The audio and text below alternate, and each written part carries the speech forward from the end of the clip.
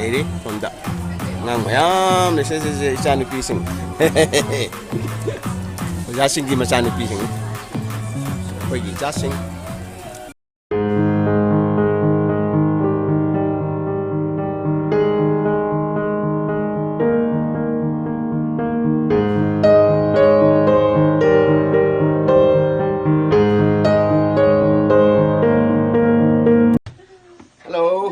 Jadi, nasi di koithoknaba emung manung punna koithoknaba tawari. La.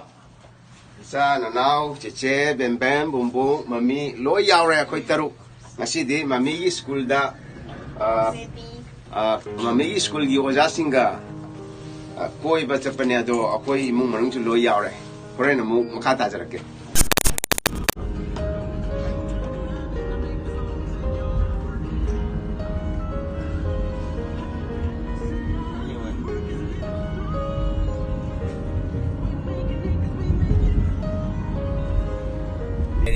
I mean, right? There's a river, huh? The right side is river. I didn't hear the song. Yeah, there's a river. Creek. Yeah, Turen Macha. Maybe going to Taiwan, going to same road, I think. Oh, right? Oh, might be. Queenstown Forest. Taiwan. Queenstown Forest. 2 or 3 times there.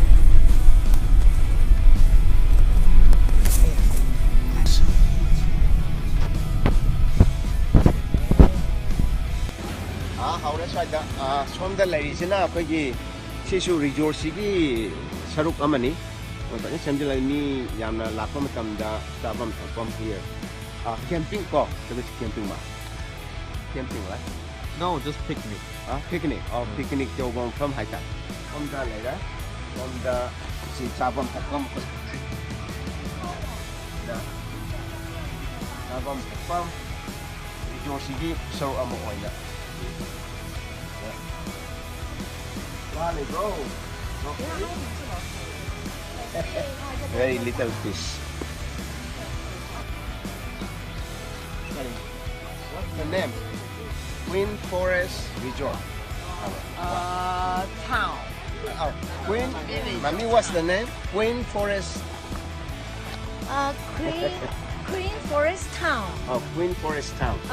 Queen Forest no. Town. Queenstown Forest. Queenstown Forest. Queenstown Forest the makha the Turen le Turen sida yang wang le aduga ching coming this from the na kind of farming ai le je mo mana masing ji tham ni sumaina Taiwan the mana masing ji marang kai le farming ji yang den do aduna cha ba ta bi wat te cha ba ta ko wat den te ko na thado ji even can not about Taipei, the Channana, the Manamasin Hadokwa Haidasi, the Hainong, Haida, Hadokano, China, Hong Kong, Japan, Korea, Singapore, even America, the one way Hadok.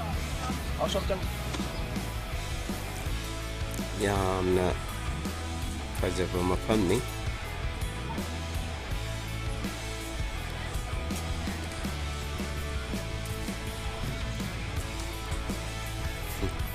Amani how?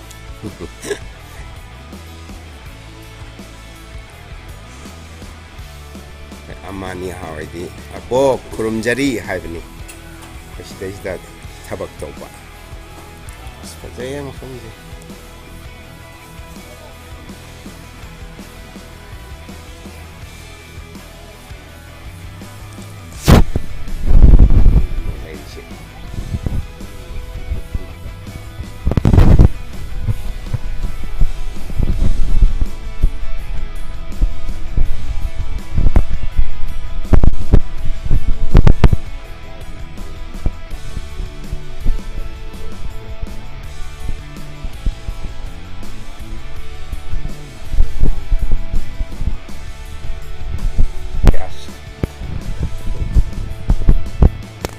Oga toilet trong the toilet le đấy toilet na desina ticket ka kom the toilet ni si maning da le di next day da koi gi sina koi gi garbage can koi trash bin na do koi si da makha da kum thara ga si da le re turen turen masala le sing makol kai ko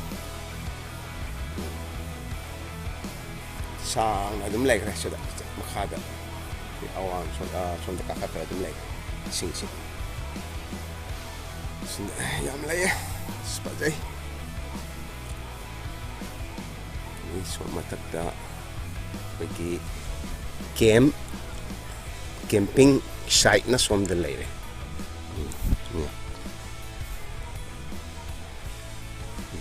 si bagi toilet ni toilet manung da kasi am nan tham jan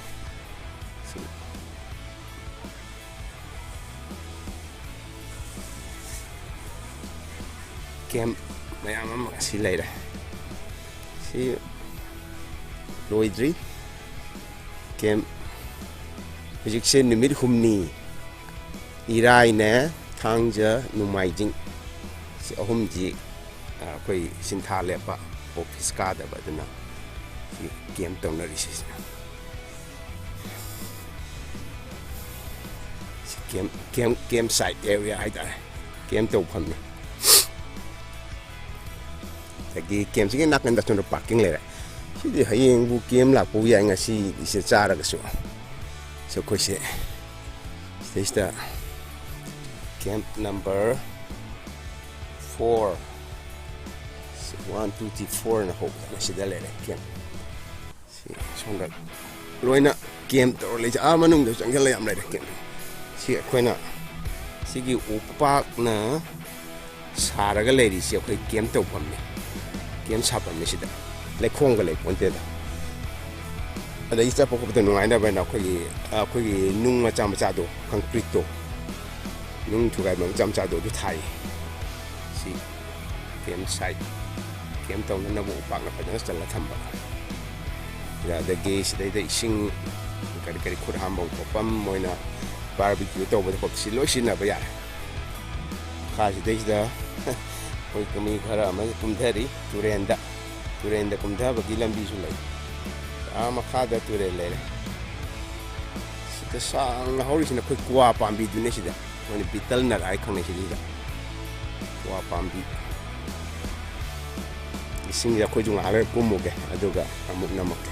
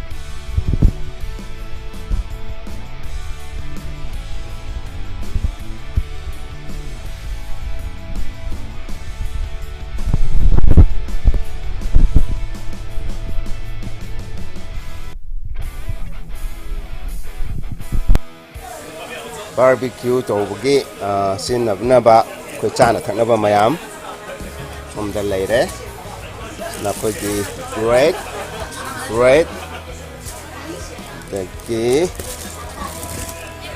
ega karino si what is this? Oh, cotton candy. Dagi sina chicken akoigi yen chicken wing, right? Chicken wing. This one is Sina mami ibani chicken leg. Chicken knuckle feet. Chicken feet. Chicken gi khong mathak tunina. And sina kaino. Sina siju barbecue gi. Dagi sida akoigi sina akoigi meat akoigi barbecue tawagi meat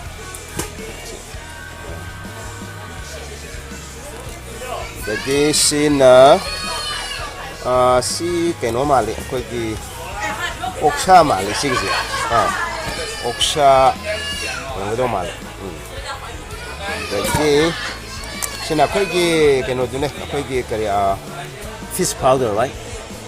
Fish ball. Meat ngara meat la kaino fish nga chi ta khai ga semba bowl dune si akoigi fish bowl hai moi dagi sonda sani yam lai ne sina this is pork, right? Sina oksha koi barbecue to oksha fatless hai tare fat yau to ba sina sausage and what is this? Tofu sina koi ki Chinese ki koi tofu hai to si sina chengum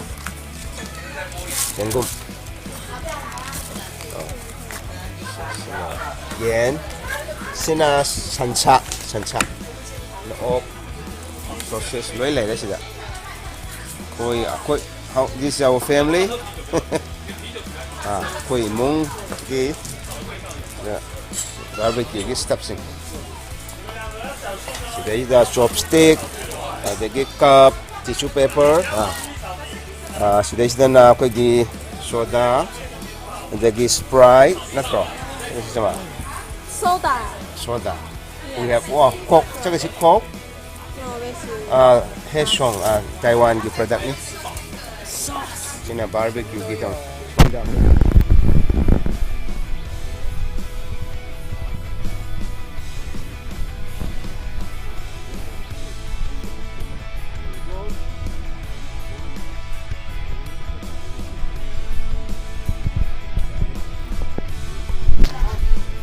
sina koi koila sina koi gi barbecue to ba mapam chidai da gas tharaga ano koila thara to ga ba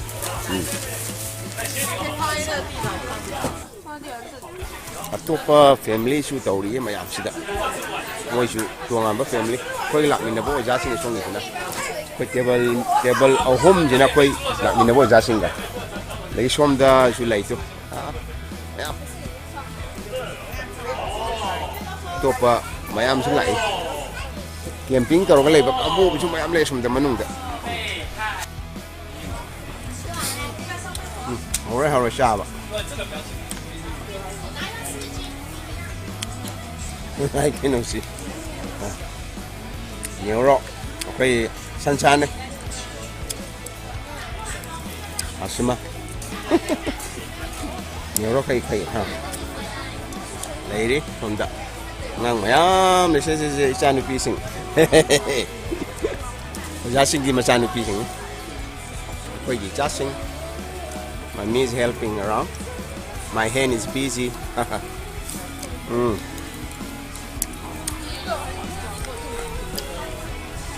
Everybody is quiet. Tumin lại chào kìa bạn.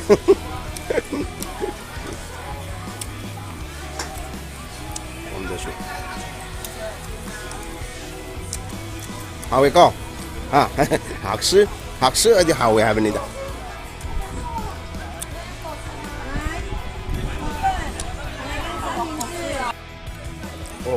อกซาปานะกักปะ I think this beef is ready. 这样这个肉硬硬哦，那个牙齿好的可以吃，很牙硬。齿不好的就算了。可以挑战一下。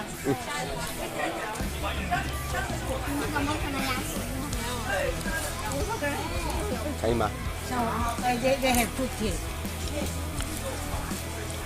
你拿叉子，你那个竹叉子对。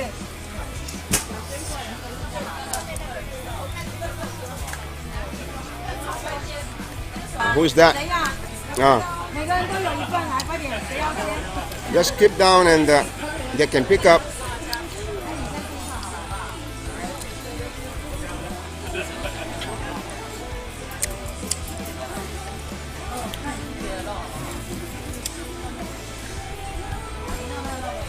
So singing, say,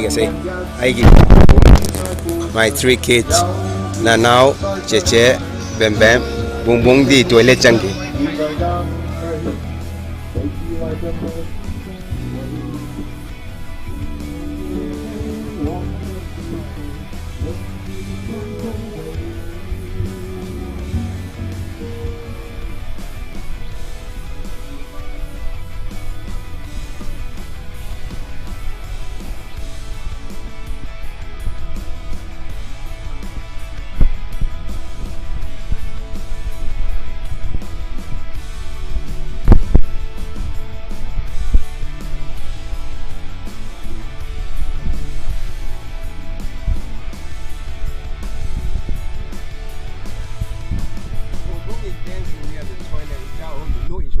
Mình chơi xả lên. Chơi lên mà bằng chơi xả lên.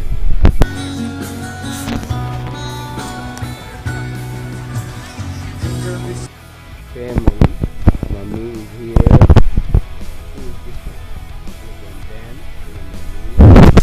The key next is Cheche. Bung Bung phải đi ngọc xin được Tingdna photo lorry video lorry swimming pool isay sak pollution ka isay sak pa atopa ma ano ba malani na isay sak pa misis isay sak pollution ka so the mayam pamaga lunch lorry akoi gidi barbecue to ban sa na loira aduna ujik turen kongbalom da kumuki ke let's go riverside lo turen chaslo mami. Let's get down. Turenda kumge. No video. We are going down to the river. Turenda kumthari. Si turen kumbang gaje loina steps inje khongthang inje una sema thambire. Aduna kumba khopa chapa mang chinga khopa trekking chapa khopa lo nungai. Ala.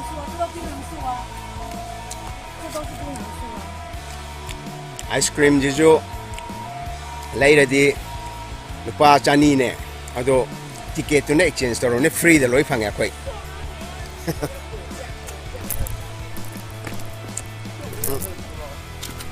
be careful, don't fall.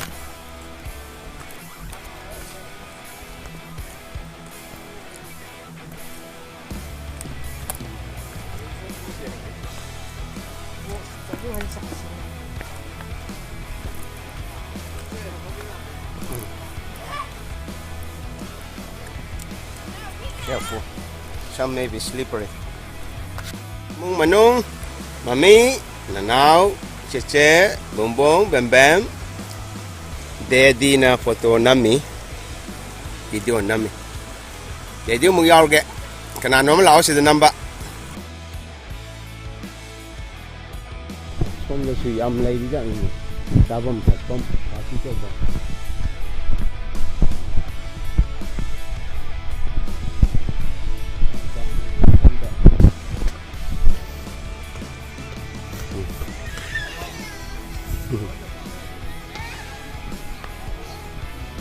Con sông nó lệp trận.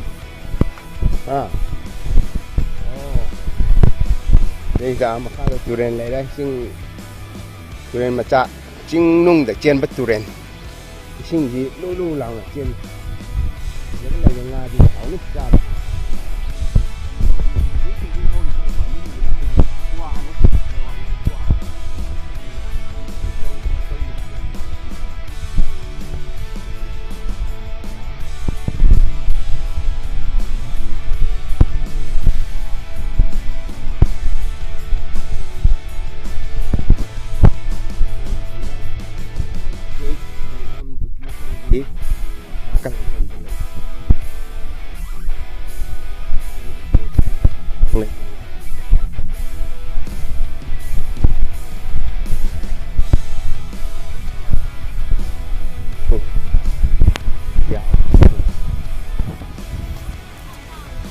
No, yes, I can see. Yeah. Chừng dầu, men dầu lại không?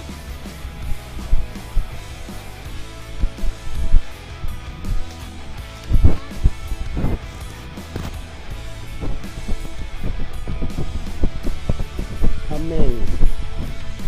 This is goat, not sheep.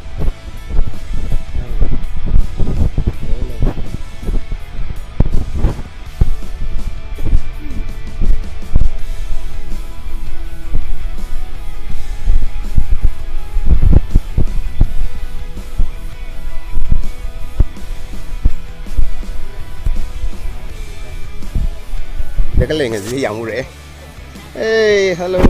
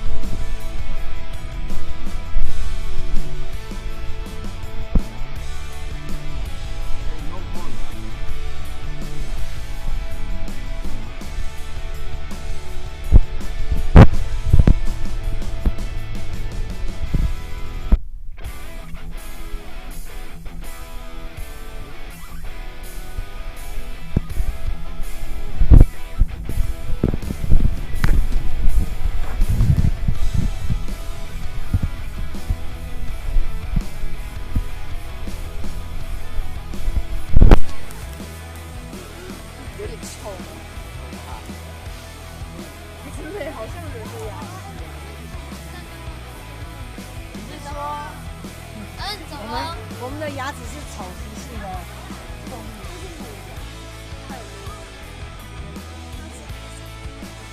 我感觉它们很像。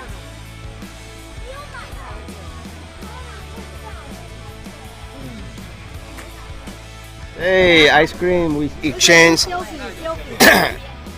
And Mami is holding for me. See you all together with the ice cream. Okay, no, it's a video.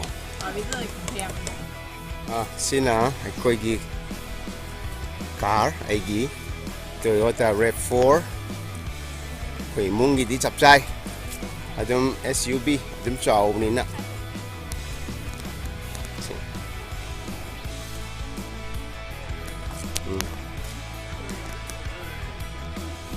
Maya mama kami. Okay.